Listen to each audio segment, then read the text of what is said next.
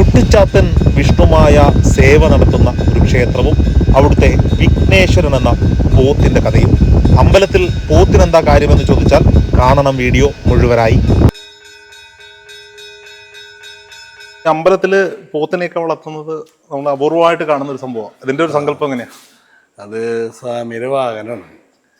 അപ്പം സ്വാമിക്ക് തന്നെ മണം കേൾക്കണമെന്ന് പറയാം. വിഷ്ണുമായ പ്രതിഷ്ഠയാണ്. വിഷ്ണുമായ ചാട്ടസ്വാമി പ്രതിഷ്ഠയാണ്. അപ്പോൾ തന്നെ ആ സ്ഥാനങ്ങളുടെ അവിടെ തന്നെ തൊഴുത്ത് പണിത്. പിന്നെ ഇടയ്ക്ക് പോത്തിന് വഴിപാട് വരും. അപ്പം അത് ഗോശാലയുണ്ട്, അവിടെ ആക്കുക. വിഘ്നേശ്വരന്റെ പ്രത്യേകത എന്തൊക്കെയാണ്? ആറ് ഡീസലാണ്, എല്ലാവരോടും വളരെ ക്ലിയറിനാണ്, പാവനാണ്, ആരുടെ അടുത്ത് ശല്യമൊന്നുമില്ല, അങ്ങനെ ശല്യം എന്നുള്ള ആള്.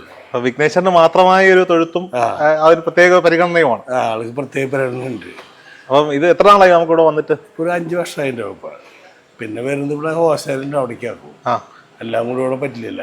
മൊത്തം നമുക്ക് എത്ര പോത്തുകൾ ഉണ്ടാവും? മൊത്തം ഒരു 50 പോത്തുണ്ടാവും. 50 ഈ 50 പോത്തിനെ നമ്മൾ വളർത്തുകയാണ്. വളർത്തണം. വിൽക്കില്ല, വിൽക്കാറില്ല. വളർത്തുക.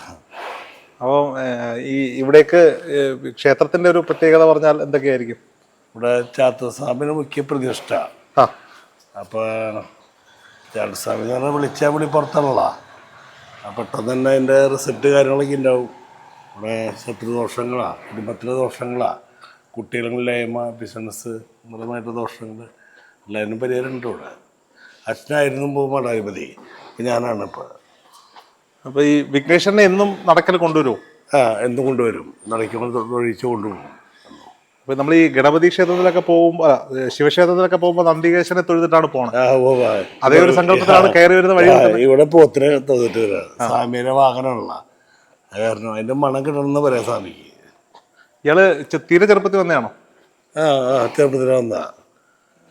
എന്തെങ്കിലും കുസൃതിയൊക്കെ ഉണ്ടോ ആളുകളോട്? കുഴപ്പമില്ല, ആള് പാവാണ്, സാധുവാള്. ഇതിപ്പോ 5 വയസ്സല്ലേ ആയിട്ടുള്ളൂ. അപ്പൊ ഇനിയും ഇത് പൊക്കം കുറച്ചുകൂടി ഹൈറ്റ് വരും. ആള് കുറച്ചുകൂടി ഹൈറ്റ് വരും.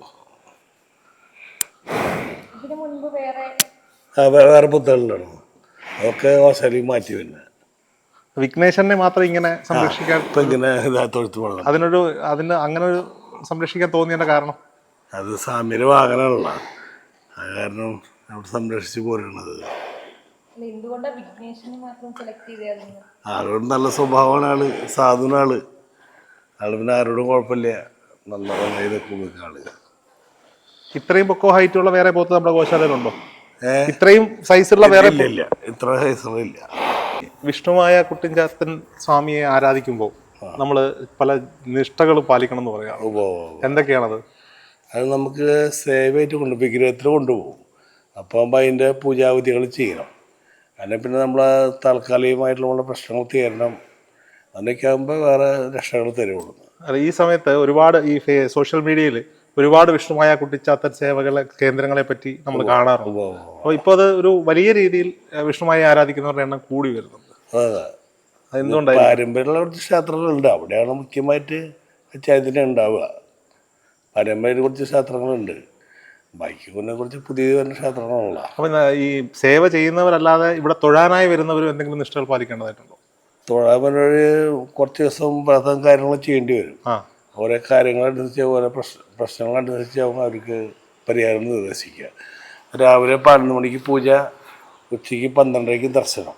അപ്പോൾ അതിൻ്റെ വിവരങ്ങളൊക്കെ അറിയാം. പലർക്കും പല പ്രശ്നങ്ങളുള്ള നല്ല പരിഹാരങ്ങൾ അപ്പോൾ പറയും. അപ്പം അതിനുള്ള പരിഹാരങ്ങൾ ചെയ്യുക അവർ. അപ്പം അതിനൊക്കെ ശരിയാവും. വിളിച്ചാൽ വിളിച്ചാൽ വിളിപ്പുറത്താണ് അനുഭവം. അങ്ങനെയാണ് നടന്നുകൊണ്ടിരിക്കുന്നത്.